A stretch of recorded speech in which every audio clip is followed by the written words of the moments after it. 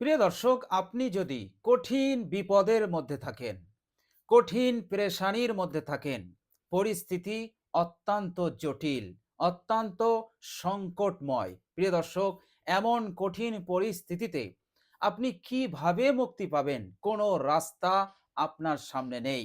মুক্তির রাস্তা আপনি দেখতে পাচ্ছেন না। প্রিয় দর্শক, এমন কঠিন হালতে, এমন কঠিন পরিস্থিতিতে আপনি এই ৪টি আমল আজকে শুরু করে দেন।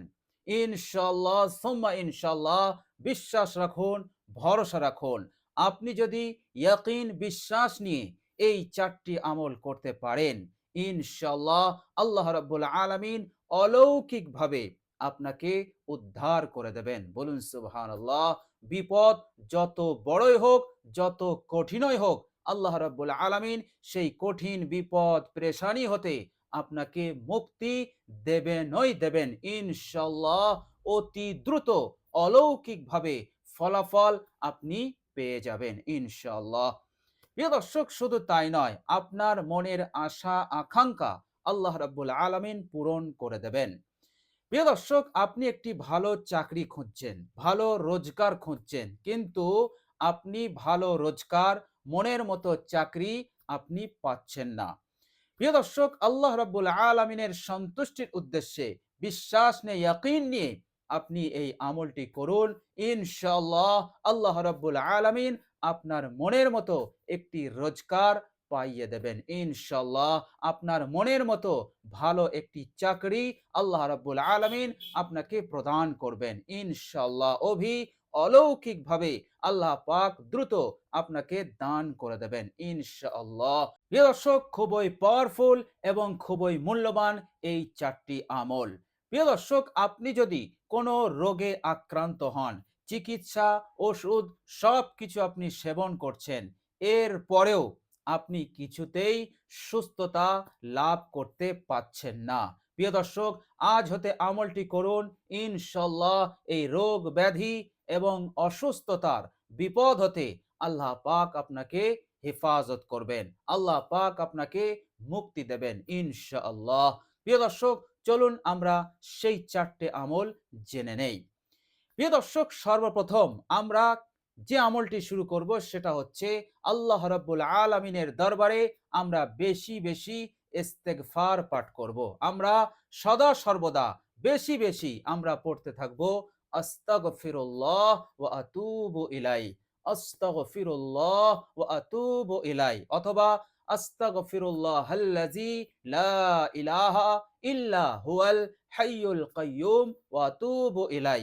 এই ইস্তেগফারটাও আপনি পড়তে পারেন, অথবা সাইয়্যিদুল ইস্তেগফারও আপনি পড়তে পারেন। আল্লাহুম্মা আনতা রাব্বি লা ইলাহা ইল্লা আনতা খালাকতানি ওয়া আনা আবদুকা ওয়া আনা আলা আহাদিকা ওয়া ওয়া'দিকা মাস্তাতা'তু আউযু বিকা মিন শাররি মা সানা'তু আবুউ লাকা বিনি'মাতিকা আলাইয়া ওয়া আবুউ বিযামবি ফাগফিরলি ফাইন্নাহু লা ইয়াগফিরুয যুনুবা ইল্লা আনতা।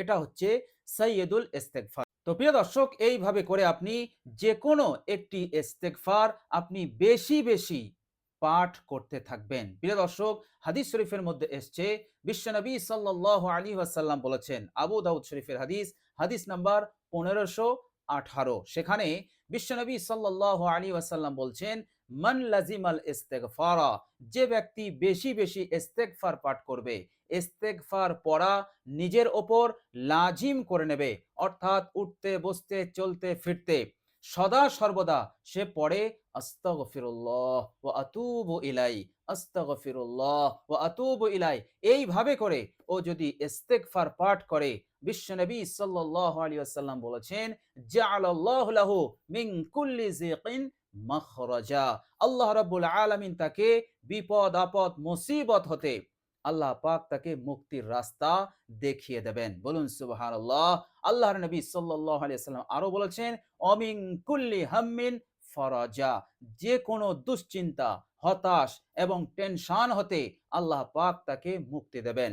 বিশ্বনবী সাল্লাল্লাহু আলাইহি ওয়াসাল্লাম আরো বলেছেন, ওয়া রাযাকাহু মিন হাইসু লা ইয়াহতাসিব, তাকে এমন জায়গা হতে আল্লাহ পাক রিজিক দান করবেন যে সে কখনো কল্পনা করতে পারেনি। বলুন সুবহানাল্লাহ।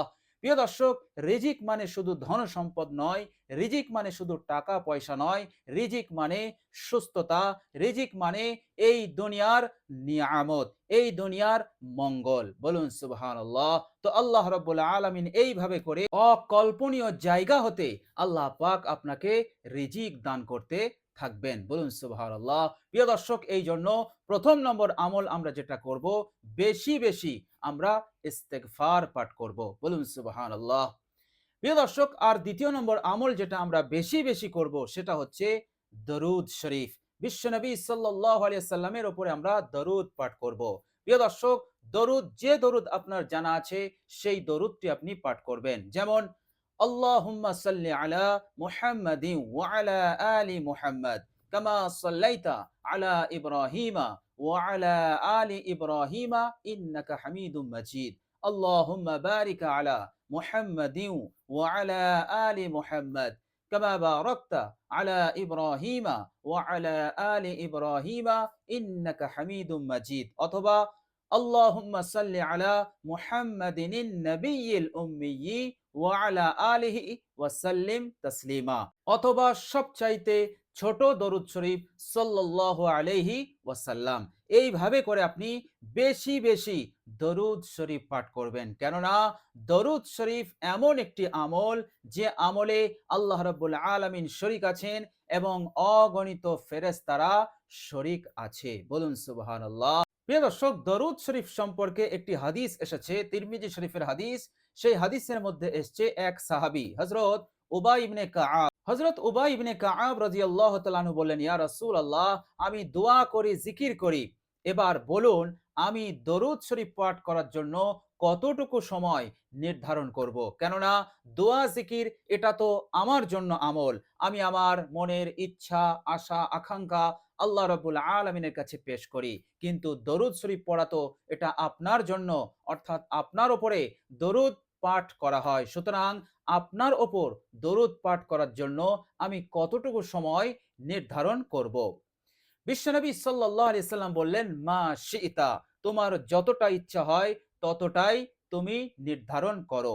তখন সেই সাহাবী হযরত উবাই ইবনে কাআব রাদিয়াল্লাহু তাআলা আনহু বলছেন, তাহলে ইয়া রাসূলুল্লাহ, 4 ভাগের 1 ভাগ আমি দরুদের জন্য নির্ধারণ করি, বাকি 3 ভাগ আমি আমার জন্য দোয়া জিকির নির্ধারণ করি। বিশ্বনবী সাল্লাল্লাহু আলাইহি সাল্লাম বলেন, মা শিইতা, তোমার যতটা ইচ্ছা তুমি করতে পারো, তবে ফাইন জিত্তা ফাহুয়া খায়রুল লাক, যদি তুমি এর চাইতেও বেশি সময় নির্ধারণ করো তাহলে এটা তোমার জন্য উত্তম হবে। বলুন সুবহানাল্লাহ।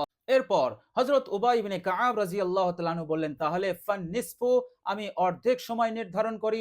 বিশ্বনবী সাল্লাল্লাহু আলাইহি সাল্লাম বললেন, মা শিইতা, তোমার যতটা ইচ্ছা হয় তুমি নির্ধারণ করো, তবে ওয়াইন জিত্তা ফাহুয়া খায়রুল লাক, যদি তুমি এর চাইতেও বেশি আমার ওপর দরুদ পাঠ করার জন্য সময় নির্ধারণ করো তাহলে এটা তোমার জন্য উত্তম হবে।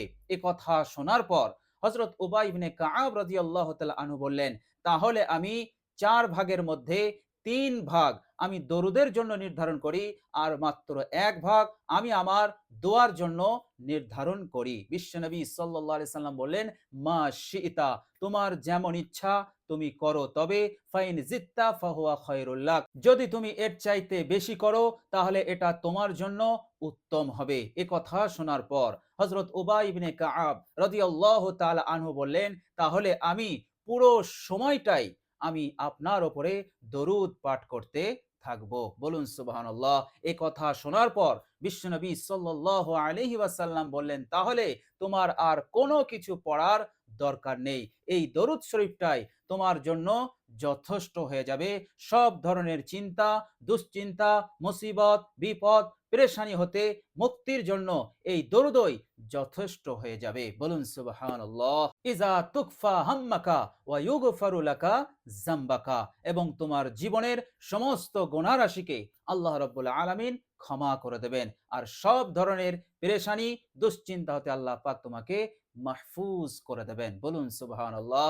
তো প্রিয় দর্শক, এই জন্য বেশি বেশি আমাদেরকে দরুদ শরীফ পাঠ করতে হবে। তাহলে 1 নম্বর হলো আমরা বেশি বেশি ইস্তেগফার পাঠ করব, আস্তাগফিরুল্লাহ ওয়া আতুবু ইলাই। আর দ্বিতীয় নম্বর হচ্ছে আমরা বেশি বেশি দরুদ শরীফ পাঠ করব। প্রিয় দর্শক, আর ৩ নম্বর আমল আমরা যেটা করব, এটা আমরা মাঝে মাঝে পড়ব। বেশি বেশি আমরা ইস্তেগফার পড়ব আর দরুদ শরীফ পাঠ করব। আর মাঝে মাঝে আমরা পড়ব দোয়া ইউনুস, লা ইলাহা ইল্লা আনতা সুবহানাকা ইন্নী কুনতু মিনাজ জালিমিন। বলুন সুবহানাল্লাহ। এই দোয়া ইউনুস আমরা কমবেশি সকলেই জানি। হযরত ইউনুস আলাইহিস সালাম তিনি মাছের পেটে চলে গিয়েছিলেন এবং সেই মাছের পেট হতে তিনি এই দোয়াটি পাঠ করেছিলেন। আর আল্লাহ রাব্বুল আলামিন সেই মাছের পেট হতে অলৌকিকভাবে তিনাকে উদ্ধার করেছিলেন। বলুন সুবহানাল্লাহ। প্রিয় দর্শক, মাছের পেটে কোনো মানুষ জীবিত থাকতে পারে কি? কিন্তু আল্লাহ রাব্বুল আলামিন মাছের পেটে হযরত ইউনুস আলাইহিস সালামকে ৪০ দিন তিনি জীবিত রেখেছিলেন। বলুন সুবহানাল্লাহ। প্রিয় দর্শক, আল্লাহ রাব্বুল আলামিন জ্ঞান বিজ্ঞানের ঊর্ধ্বে আল্লাহ পাক অলৌকিকভাবে হযরত ইউনুস আলাইহিস সালামকে তিনি জীবিত রেখেছিলেন এবং তিনাকে ওই মাছের পেট হতে, কঠিন বিপদ হতে, কঠিন ৩টি অন্ধকার হতে আল্লাহ পাক অলৌকিকভাবে উদ্ধার করেছিলেন কেবলমাত্র এই দোয়া ইউনুস পড়ার ওসিলাতে। বলুন সুবহানাল্লাহ। এই ঘটনাটি আল্লাহ রাব্বুল আলামিন পবিত্র কোরআনুল কারীমে তিনি বর্ণনা করেছেন এবং আল্লাহ রাব্বুল আলামিন বলেছেন, ওয়া কাযালিকা নুনজিল মুমিনিন। এইভাবেই করে আমি আমার মুমিনদেরকেও কঠিন বিপদ মুসিবত হতে আমি উদ্ধার করব, আমি তাদেরকে মুক্তি দেব। বলুন সুবহানাল্লাহ। তো প্রিয় দর্শক, আমাদেরকে মাঝে মাঝে পড়তে হবে লা ইলাহা ইল্লা আনতা সুবহানাকা ইন্নী কুনতু মিনাজ জালিমিন। প্রিয় দর্শক, আর ৪ নম্বর আমল হচ্ছে আপনি বেশি বেশি পড়বেন ইয়া জাল জালালি ওয়াল ইকরাম। প্রিয় দর্শক, এটা হচ্ছে ইসমে আযম, এটাও আপনি বেশি বেশি পড়বেন ইয়া জাল জালালি ওয়াল ইকরাম। প্রিয় দর্শক, এটা হচ্ছে ইসমে আযম। এই দোয়ার মধ্যে, এই ইসমে আযমের মধ্যে আপনি কিছু কামনা করছেন না, আপনি কিছু বলছেন না, কিন্তু আল্লাহ রাব্বুল আলামিনের আপনি প্রশংসা করছেন। তিনি যে প্রতাপশালী, তিনি যে মহান শক্তিশালী এবং তিনি যে মহা সম্মানিত, এটাকে আপনি ইকরার করে, বিশ্বাস করে আপনি আল্লাহকে ডাকছেন ইয়া জাল জালালি ওয়াল ইকরাম। এর মতলব হচ্ছে যে হে আল্লাহ, আমি যে কঠিন বিপদের মধ্যে আছি, কঠিন মুসিবতে পেরেশানির মধ্যে আছি, হে আল্লাহ, এই মুসিবত, এই পেরেশানি হতে উদ্ধার করার শক্তি তোমার আছে এবং আমি যা চাই সেই জিনিসটা তোমার কাছে আছে, একমাত্র তুমিই দিতে পারো। এই রকম বিশ্বাস নিয়ে আপনি যখন এই ইসমে আজমটি পাঠ করবেন, ইনশাআল্লাহ সুম্মা ইনশাআল্লাহ আল্লাহ রাব্বুল আলামিন অলৌকিকভাবে আপনাকে উদ্ধার করবেন ইনশাআল্লাহ। তো প্রিয় দর্শক, আমরা এটাও বেশি বেশি পাঠ করব ইয়া জাল জালালি ওয়াল ইকরাম, ইয়া জাল জালালি ওয়াল ইকরাম। তো প্রথম নম্বর হচ্ছে আমরা বেশি বেশি ইস্তেগফার পাঠ করব, দ্বিতীয় নম্বর হচ্ছে আমরা বেশি বেশি দরুদ শরীফ পাঠ করব, আর ৩ নম্বর হচ্ছে মাঝে মাঝে আমরা দোয়া ইউনুসটি পাঠ করব, আর ৪ নম্বর হচ্ছে বেশি বেশি আমরা এই ইসমে আজমটি পাঠ করব ইয়া জাল জালালি ওয়াল ইকরাম। ইনশাআল্লাহ এই ৪টে আমল করুন, ইনশাআল্লাহ বিপদের সাধ্য নেই আপনার কাছে থাকা, মুসিবতের ক্ষমতা নেই আপনার কাছে থাকা। আল্লাহ রাব্বুল আলামিন অলৌকিকভাবে গায়বী মদদে আল্লাহ পাক আপনাকে কঠিন থেকে কঠিন বিপদ মুসিবত হতে, পেরেশানি হতে, দুশ্চিন্তা হতে আল্লাহ পাক আপনাকে উদ্ধার করবে। সব ধরনের অভাব অনটন আল্লাহ পাক দূর করে দেবেন। টাকার অভাব, পয়সার অভাব আল্লাহ পাক দূর করে দেবেন। গাড়ি বাড়ির অভাব আল্লাহ পাক দূর করে দিয়ে আল্লাহ পাক সব আপনাকে দান করবেন।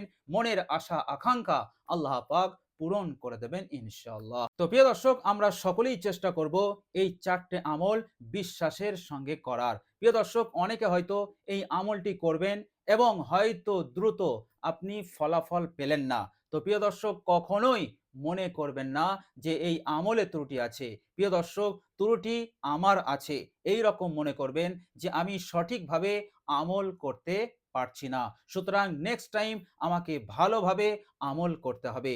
এই রকম বিশ্বাস নিয়ে আপনি আমলটি বন্ধ করবেন না, আমলটি জারি রাখবেন আর মনে করবেন যে আল্লাহ রাব্বুল আলামিন আমাকে যে এত তাড়াতাড়ি দিচ্ছে না, নিশ্চয়ই কোনো মঙ্গল নিহিত আছে, কোনো ভালাই, কোনো হিকমত আছে।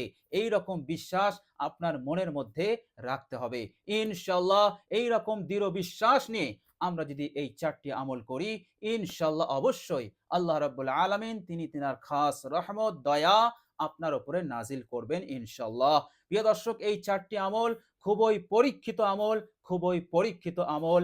যারাই এ যাবৎ পর্যন্ত এই আমলটি ইয়াকিন এবং বিশ্বাসের সহিত করেছে, ইনশাআল্লাহ 10 দিনও পার হয়নি, আল্লাহ পাক তাদেরকে মুক্তি দিয়েছেন, তাদেরকে নাজাত দিয়েছেন এবং তাদেরকে মালামাল করে দিয়েছেন। তো প্রিয় দর্শক, আল্লাহ রাব্বুল আলামিনের সন্তুষ্টি, খুশি, রেজামন্দির উদ্দেশ্যে আপনি দৃঢ় বিশ্বাস নিয়ে আমলটি আজ হতে শুরু করে দিন। ইনশাআল্লাহ অবশ্যই আপনি ফলাফল পাবেন ইনশাআল্লাহ।